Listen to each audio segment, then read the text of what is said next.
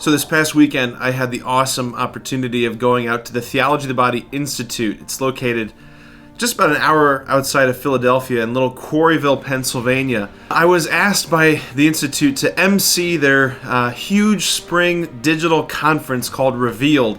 There's thousands of participants online, about 80 or so folks as a live studio audience. It was a really incredible event. You had some of the biggest Catholic speakers all there. You had Father Mike Schmitz, Jason Everett, Damon Owens, Jackie and Bobby Angel, of course Christopher West, Bill Donahue, Jen Settle, Jeff Cavins. I mean, it was awesome. It was a real awesome weekend. The theme of the event, the theme of the retreat was Revealed. Become what you are. Become what you are. Theology of the Body Institute, of course, its whole mission is to bring to the world, to translate for the world, the great teaching project of St. Pope John Paul II. You know, from 1978 till 1983, it was his major catechesis. It was his major teaching project. It was the first thing that he taught the world, those Wednesday general audiences.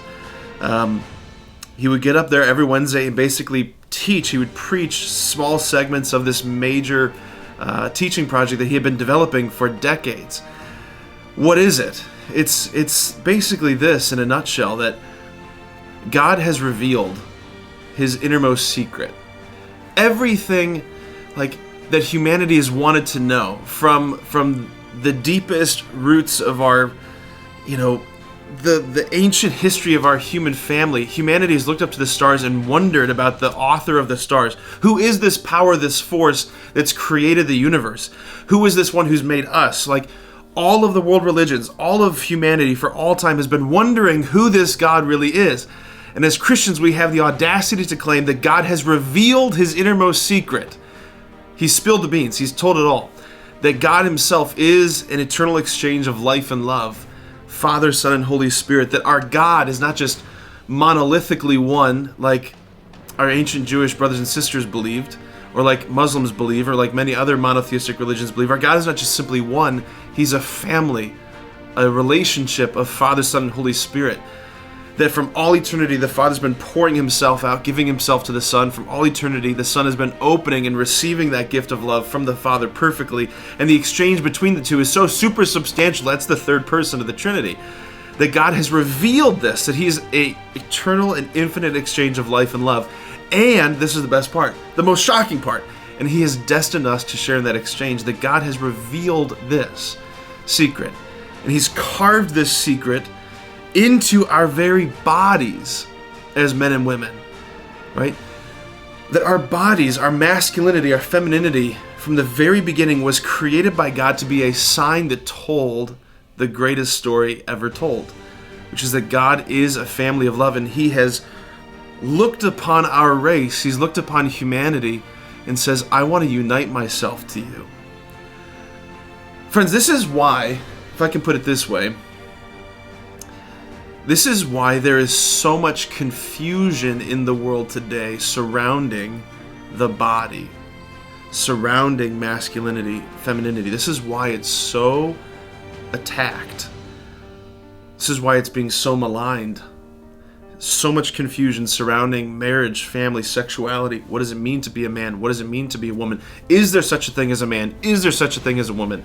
The enemy, I'm not talking about this political party, that political party, people with that ideology, that's not the enemy. The enemy is the enemy. The enemy hates our humanity. He hates our bodies. He hates our flesh because our flesh reveals God. Our flesh enables us in our masculinity, in our femininity, in our complementarity to come together, to join in one flesh, to be co-creators with God, to bring forth new life, to be like he is, a communion of life and love. The enemy's after our bodies. He's after our flesh. This is why Jesus doesn't simply redeem our souls. He doesn't simply redeem our minds. It's the redemption of the flesh, as St. Paul says. Jesus came in the flesh. He touches our flesh. He blesses our flesh. At the culmination of his life, he gives up and hands over his flesh. In the Mass, he says, this is my body, this is my flesh given for you. That he wants to touch and bless and redeem our flesh. That your masculinity, my brothers, is good. It's not toxic. Yeah, there's parts about our personality that need to be redeemed. There's things that need to be purified. There's toxins in us, but your masculinity is not toxic. My sisters, your femininity is a gift. There's also toxins in the bloodstream surrounding femininity today that needs to be purified. So this is what I was thinking about being part of this conference. It was just an amazing opportunity to reflect on just the beauty of our humanity. You know, this, as we're entering the season of spring here, we're going to be doing so many weddings, right? The wedding bells will be ringing. Every couple that comes to a church to get married, to lay down their lives, they're saying, yes, we want to be part of the story. We want our life, our love, our marriage to reveal who God is. So if you're married, I just want to encourage you again to remember that God has called you to be part of a much bigger story, that you are called to reveal divine love. First and foremost to your spouse, secondly to your children, and thirdly to everyone around you.